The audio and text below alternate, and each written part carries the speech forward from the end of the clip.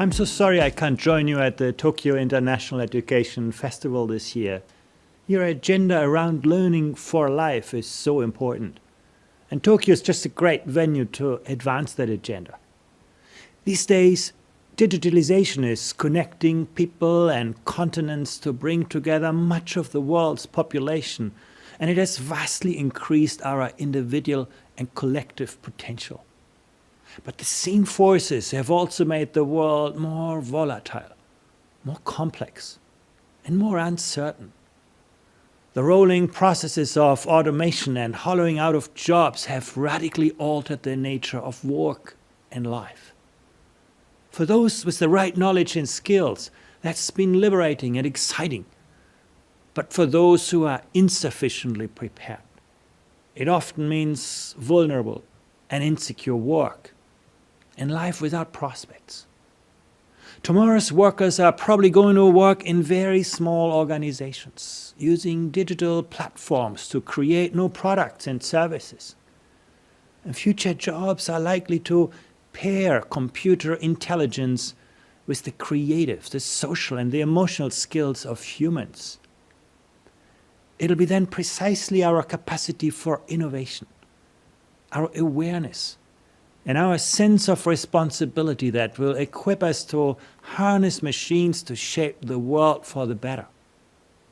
And the dilemma for educators is that routine cognitive skills, the skills that are easiest to teach and easiest to test, are exactly the skills that are also easiest to digitize, to automate, to outsource. You know, when we could still assume that what we learn in school is going to last for our life, teaching content knowledge and routine cognitive skills was rightly at the center of education. But today, while we can access everything on Google, the focus must shift to enabling people to become lifelong and life-wide learners. Learners now need to be prepared for more rapid change than ever before, to learn for jobs that have not been created, and to tackle social challenges that we just can't imagine, and also to use technologies that have not yet been invented. And we need to learn for an interconnected world in which people understand and appreciate different perspectives, different worldviews, people who interact successfully and respectfully with others, and take responsible action towards sustainability and also collective well-being. Lifelong learning is about constantly learning, constantly unlearning, and relearning when the context changes. And it means continuous processes of reflection, of anticipation, of action. We need reflective practice to take a critical stance when deciding, choosing, and acting, stepping back from what is known or assumed and take different perspectives.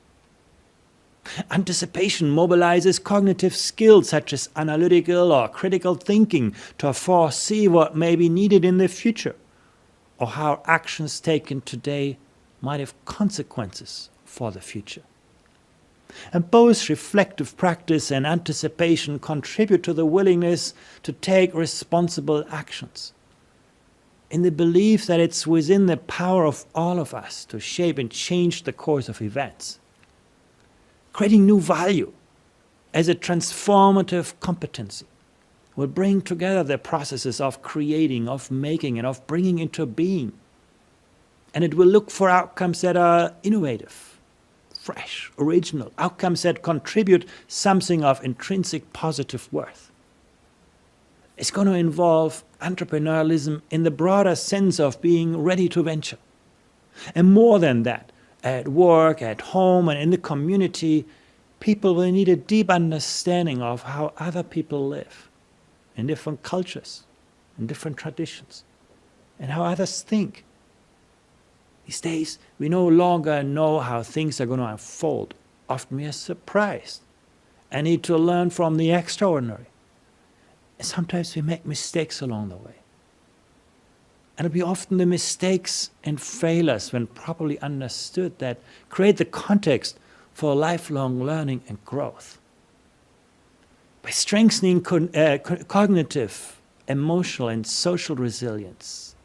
Education can help people, organizations, and systems to persist, even thrive amid all these unforeseeable disruptions. And collectively, it can provide communities and institutions with the flexibility, the intelligence, and the responsiveness they need to thrive in social and economic change. The growing complexity of modern living also means that the solutions to our problems will be complex.